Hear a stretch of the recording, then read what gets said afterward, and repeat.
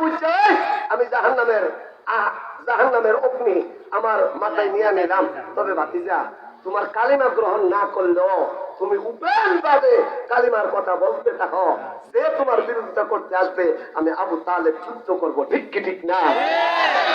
এই দেশে একদল যুবক আছে, বুড়া আছে, আলেম প্রেমিক আছে, নামাজ রোজা না পড়লো, দাড়ি না রাখলেও আলেম ওলামায়ে কেরামরে সাপোর্ট দেয়। হুজুর আমি নামাজ পড়ি না ঠিক, দাড়ি রাখি না ঠিক, তবে আমাদের মাদ্রাসা মসজিদ ভাঙতে হইলে হেরে ভেঙে গেলাম। এরকম যুবক আছে না? না, বালা লক্ষণ মিয়া এই লোক হেদের সম্ভাবনা আছে। আরেক দল আছে নামাজও পড়ে না, রোজও রাখে না, পুকো তাহা দে তাহা দিয়া ক মোল্লা মুন্সিরা কথা শুনলি দুইটা চলুন যাইব। আমি নামাজ রোজা না পড়লো আমার ইমান বড় শক্ত। এই যে পুকো তাহা দিচ্ছে আওয়াজ হচ্ছে, মনে করছে এটা ইমানের আওয়াজ, আসলে এটা ইমানের আওয়াজ দেখে শয়তানের আওয়াজ। কিন্তু নামাজ রোজা পড়ে না।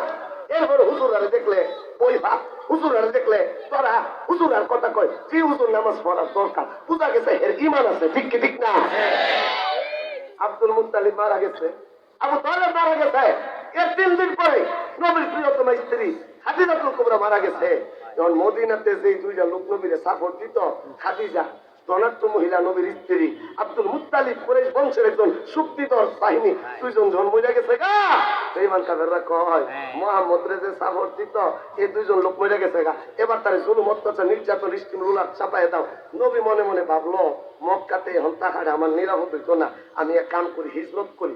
নবী হিসাব নিকাশ মিলাইয়া একটা জায়গা নির্ধারিত করছে হিজরতের জন্য। এই জায়গাটা হলো তায়েফ। ইসলামের ইতিহাসে সর্বপ্রথম আল্লাহ নবী যে হিজরত করছে এটা হলো তায়েফ। নবীর সফর সঙ্গী যায়েদ বিন হারিসা নবীর পালক পুত্র। ওই তায়েফে গেছে কেরে ছিল চাচা মুরব্বী রাসিন, যারা লগে একটা মায়া মহব্বত হইছে।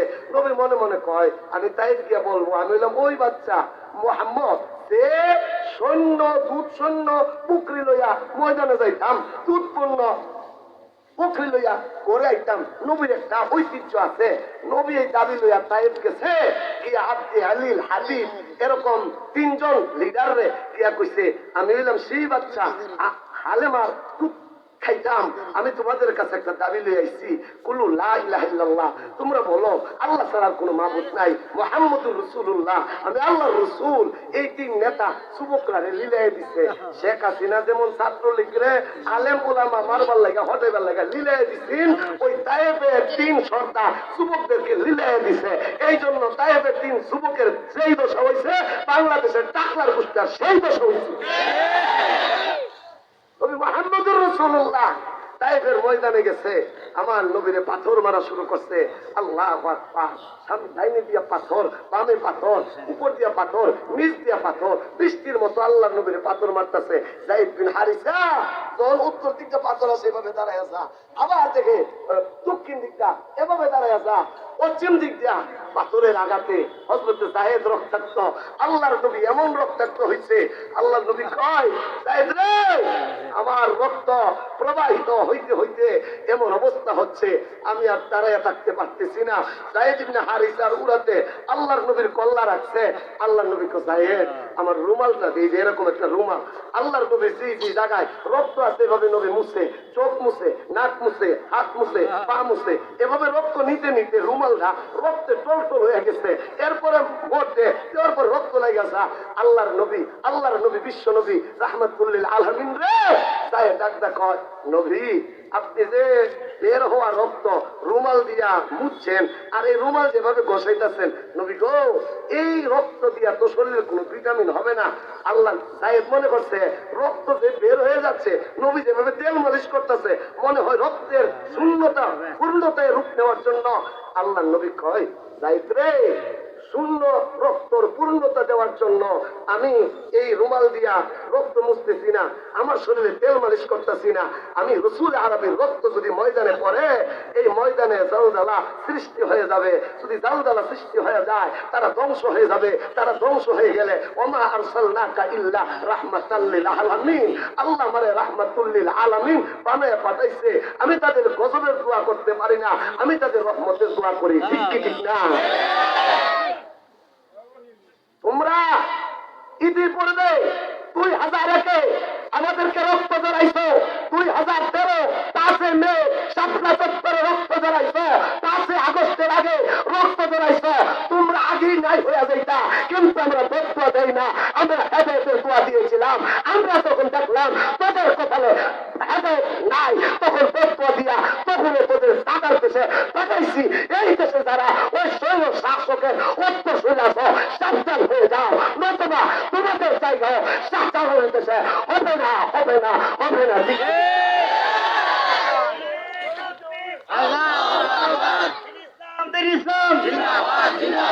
ইসলামের শত্রুরা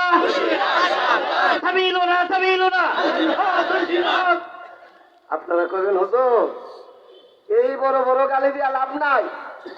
যেমন আপনারা হুজুরের মধ্যে কত দল, একজনের মার্কা খিজুর গাছ, একজনের মার্কা দাড়ি পাল্লা, একজনের মার্কা হাত পাকা, একজনের মার্কা রিক্সা।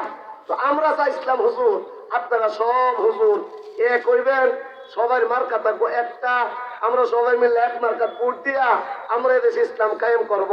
কিন্তু এখন বিভিন্ন হুজুরের বিভিন্ন মার্কা।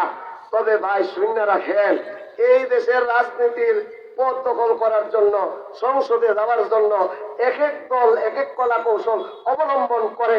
এক দলের মার্কা খিজুর গাছ, এক দলের মার্কা তাল গাছ, এক দলের মার্কা দাড়িপাল্লা, এক দলের মার্কা হাত পাকা, এক দলের মার্কা রিক্সা। তবে শুনেন, আমাদের মার্কা ভিন্ন হলেও আমাদের গুলা এক। তোমরা যদি মনে করো আমার মার্কা একটা, হুজুরের মার্কা একটা, তোমরা ইসলামের বিরুদ্ধে যাইবা, আলেমদের বিরুদ্ধে যাইবা, মসজিদ মাদ্রাসার বিরুদ্ধে যাইবা। খুদার কসম আমাদের মার্কার ভিন্নতা থাকতে পারে, ধর্মের কোনো ভিন্নতা না। আরো জোরে বলেন ঠিক কি ঠিক না? তোমরা যদি এই কথা ভাবো হাত পাকারে গালি দিলে খিজুর গাছওয়ালা চুপ থাকবে, বল ইসলামের বিরুদ্ধে, নবীর বিরুদ্ধে, আল্লাহর বিরুদ্ধে, আমার এই বাংলার ইঞ্চি মাটির বিরুদ্ধে দেখে যাবা, তখন আমাদের মার্কার ভিন্নতা থাকবে না। আমরা ধর্ম নির্বিশেষে ঐক্যবদ্ধ হয়ে ইসলামের বিজয়ের জন্য, দেশে শান্তি প্রতিষ্ঠার জন্য আমরা আবার একটা যুদ্ধ করতে চাই। সেই যুদ্ধে অংশগ্রহণ করে জীবন থেকে কারা কারা প্রশ্ন আছেন, দুই হাত দুটো করে দেখা।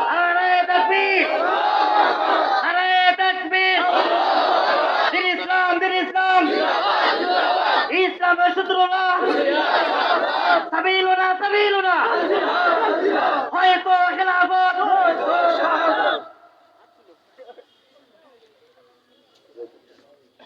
একবার জোরে সরে কোন আল্লাহু আকবার, আরো জোরে কোন আল্লাহু আকবার।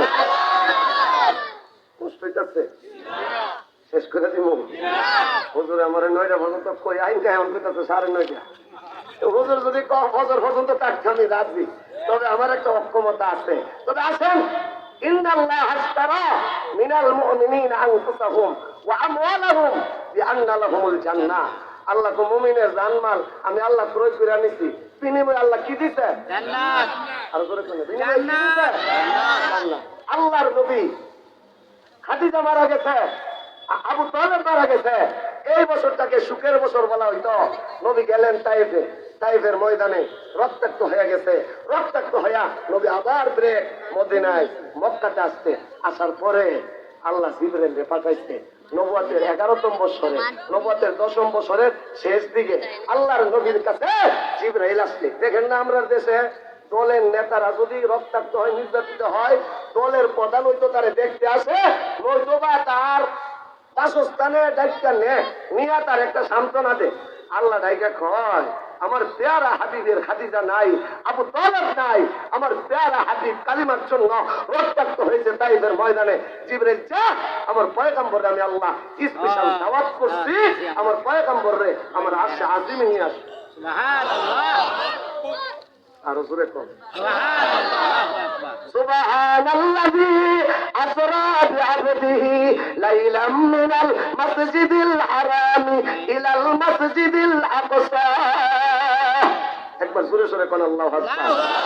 আকে আমদ নবুলক মেরাজু, আকে আমদ নবুলক মেরাজু, আম্বিয়া ও আউলিয়া মুহতাজু।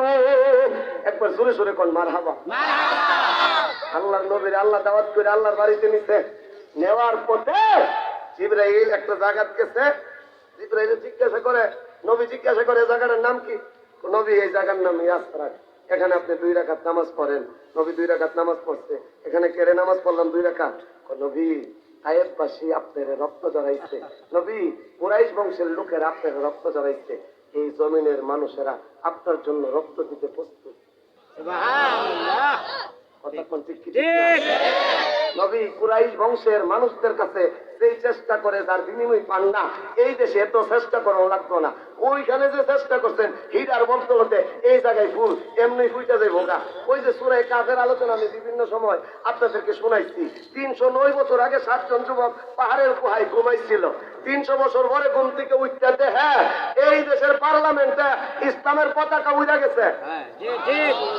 আর সরে কন্যা দিনের জন্য, কালিমার জন্য, ইসলামের জন্য যে যেটাই যে কোনো জায়গায় যে কোনো কলা কৌশলে আপনি চেষ্টা করবেন, আপনার চেষ্টার বদলতে এক দিকটা না আরেক দিকটা ইসলামের ভিতরে হবেই হবে। ঠিক কি ঠিক? মুহাম্মদুর রাসূলুল্লাহ ইয়াসরিবে 2 রাকাত নামাজ পড়তে জিবরাইল সিগন্যাল দিচ্ছে, নবী এটা হইলো ওই এলাকা, আপনি সবর করলে এই ইয়াসরিবের নাম হবে মদিনাতুল মুনাওয়ারা। আল্লাহ নবী মেরাজ থেকে আসছেন প্রেম মক্কায়, হজের সিজন। আল্লাহ নবীর তো সিগন্যাল দিচ্ছেন যে নবী ইয়াসরিবের মানুষ বড় ভালো, ইয়াসরিবের মানুষ কালিমা গ্রহণ করব। নবী হজের সিজনে শানে নজরুল ভালো করে বুঝছেন, হজের সিজনে নবী পুরা মক্কা ঘুরে জিজ্ঞাসা করে, নবী আপনি কিছু খান? আমি একটু খাই, ইয়াসরিবের মানুষ। আরো জোরে কর। অনেক দেশের মানুষ কিন্তু স্বভাব আছে, মানুষের স্বভাবটাই ভালো। যেমন সুনামগঞ্জের মানুষের একটা স্বভাব আছে, হ্যাঁ আলেমরারে ভালোবাসে, ওয়াজ মাহফিল ভালোবাসে, ইসলামরে ভালোবাসে।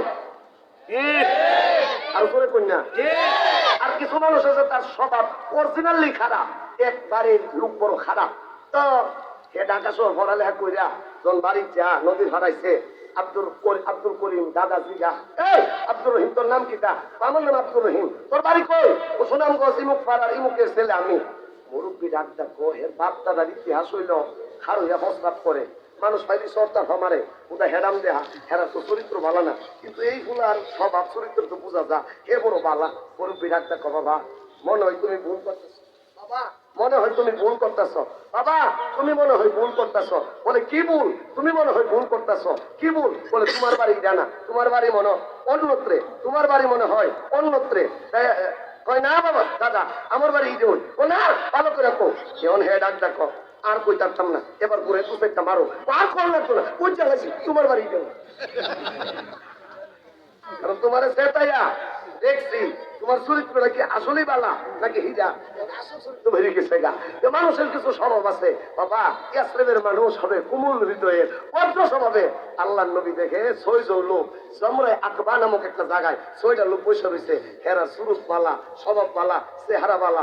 আল্লাহ নবী জান্নাত জাহান্নাম হাসর নাসর মিজান ফুলসেরাতের বয়ান এই 6 জন লোকের সামনে করছে। তোমরা বাড়ি ইয়াসরিব, আমি তো নবী, আনা রাসূলুল্লাহ, আমি আল্লাহর রাসূল, কুলু লা ইলাহা ইল্লাল্লাহ, তোমরা বলো লা ইলাহা ইল্লাল্লাহ। 6 জন যুবক রাসূল আরবির কথা শুন না সাথে সাথে কালিমা পড়ে মুসলমান হয়ে গেছে। আল্লাহ নবী তাদেরকে বায়াত করাইছে। এই জায়গাটা 3টা বায়াত হবে, এই বায়াতের নাম বায়াত আকবা।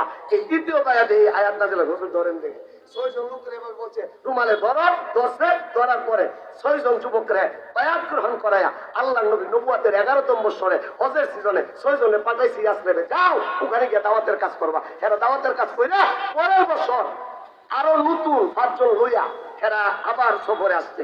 পরের বছর 5 নতুন হইল 5, পুরান 7, মোট 12 জন আবার এভাবে বয়াত গ্রহণ করাইছে। আল্লাহ নবী কয় এখন মুসলমানের সংখ্যা 12 জন, যা তোমরা গিয়া কালিমার কাজ করবা। 12 জন গিয়া মদিনাতে এমন ভাবে দাওয়াতের কাজ করছে, 6 মাসে মুসলমানের সংখ্যা 40 জন। নবীর কাছে চিঠি লিখছে, নবী গো আমরা 12 জন মিল্লা 40 জন মুসলমান বানাই লাইছি, একজন আলেম বানান, আলেম পাঠান যে আমাদেরকে ধর্ম শিক্ষা দিব। আল্লাহ নবী মুসআব ইবনে উমাইর রে পাঠাইছে, যাও তুমি শিক্ষক। ওই মদিনাতে পাঠাইছে উমাইর ইবনে মুসআব ইবনে উমাইর, উনি বাকি 6 মাসে মুসলমান তৈরি করছে 72 জন, 70 জন পুরুষ, 2 জন মহিলা, 72 জনের কাফেলা লইয়া নবীর কাছে চিঠি লিখছে, নবী আসতে আসি 72 জন। আল্লাহর নবী 10 বছরে মক্কাতে যা করতে পারে নাই, মাত্র 6 মাসে মুসআব ইবনে উমাইর তা কইরা ফলাইছে। আল্লাহ ডাক দিয়ে নবী মেহনত করতেন মক্কায়, ফলাফল দিছি মদিনা। কথা ঠিক না বেশি? আরো করে এখন কথা ঠিক না বেশি? আজকে আমেরিকা, তোমরা মনে করেছ বাংলাদেশে বসে আমরা আমেরিকার বিরুদ্ধে কথা বলি, বাংলাদেশে বসে আমরা গুজরাটের কষাই মোদির বিরুদ্ধে কথা বলি। আরে তোরা শুই না রাত, আমরা বাংলাদেশে বসে আল্লাহু আকবার আওয়াজ দিব, এই আওয়াজ তোদের পারমাণবিক বোমারে ধ্বংস করে দিব, ধ্বংস করে দিব। ঠিক কি ঠিক? আরে তাকবীর, দিন ইসলাম, দিন ইসলাম জিন্দাবাদ, জিন্দাবাদ, সাবিলুনা, সাবিলুনা জিন্দাবাদ, আল কোরআনের আলো। ৭২ জনের কাফেলা মক্কা যাচ্ছে, আল্লাহর নবী ৭২ জন মুসলমানদের দীক্ষা খুশির আনন্দে চোখের পানি ছেড়ে দিছে, রুমাল দিছে, এই বায়াত হবে। ৭২ জনের বায়াত গ্রহণ করাইছে। বায়াত গ্রহণ করার পরে এরারে তো কইছে জীবন আল্লাহর, সবকিছু আল্লাহ। এরার মধ্যে একজন কয় আমরার কাছ থেকে বায়াত নিতেছে, আল্লাহ লাগে জীবন দিয়া লাইতাম, মাল দিয়া লাইতাম, রক্ত দিয়া লাইতাম, এর বিনিময়ে আমরা কি পাবো?